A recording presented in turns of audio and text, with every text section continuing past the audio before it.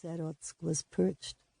I saw the thick green forests, the raging blue-green rivers, the newly built school, and the crowded town square. I saw my family's warm, light-filled home. Thinking of my family made my throat constrict and brought me near tears. Stop! I could not show my feelings. I had to remain calm in front of my Polish friend. I could not show the pain that was bottled up, choking me. I could not reveal my homesickness or my longing. Keep Bella in check. I could not even afford one slip of the tongue, one telltale tear. I knelt and crossed myself, stealing an extra moment to regain my composure. "Praise the Lord," I said. Genka followed suit. We stood up and straightened our skirts. My white peasant skirt was prettier than her faded blue one. Mine had been a gift from Mrs. Scheibe. I arrived on the farm 2 years before, at 17, wearing a similar skirt, tailor-made for me by my mother. It was already too snug for my developing body, and Mrs. Scheibe had generously replaced it with the blue one.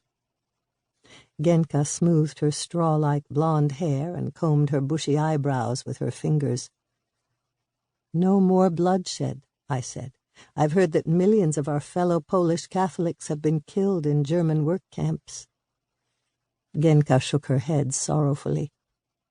"And they say that twice as many Jews have been shot or gassed or buried alive," I continued.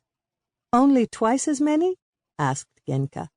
"I bet there are still a lot of Jews alive. Too bad the Germans didn't finish the job." A razor-sharp pain shot through my back at her words, which were now drowned out by the deafening drone of the approaching Allied planes. The loud buzzing was the most magnificent music I had heard since the last time my brothers and I sang in 6-part harmony for our parents. We ran out to the field and saw other foreign workers pouring out of the barns and farmhouses all around. The news had spread in an instant, and celebration was in the air. Everyone was waving at the Allied bombers. We watched as uniformed German soldiers ducked into barns and emerged moments later in civilian clothing.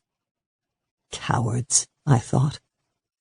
Paul, our French prisoner of war, ran toward me, grabbed both my hands in his, and kissed me twice on each cheek.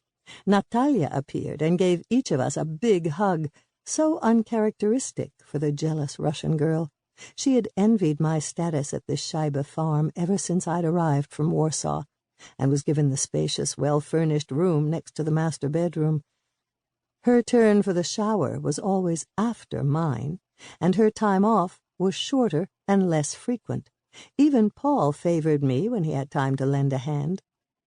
The 4 of us, Genka, Paul, Natalia, and I, stood together, united in our happiness at the fall of our common enemy. For Paul, Natalia, and Genka, the invasion of the Americans meant freedom from forced labor and the end of a long separation from their loved ones. For me, it meant a vast unknown. All work stopped. Time stretched and yawned as we watched the planes soar above us.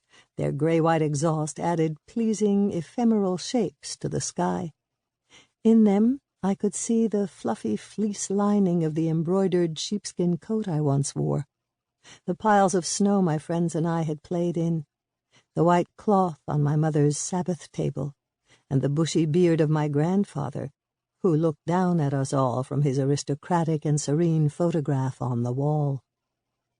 As we stood in the fields, the persistent call of the air raid sirens accompanied my daydreams like the chords of a pianist accompanying a singer. The blaring notes underscored the melody of liberty and the end of a tragic era, and I had survived to see it all. I remembered the beginning of the war, when the Germans invaded Poland. I was a child then, a completely different person.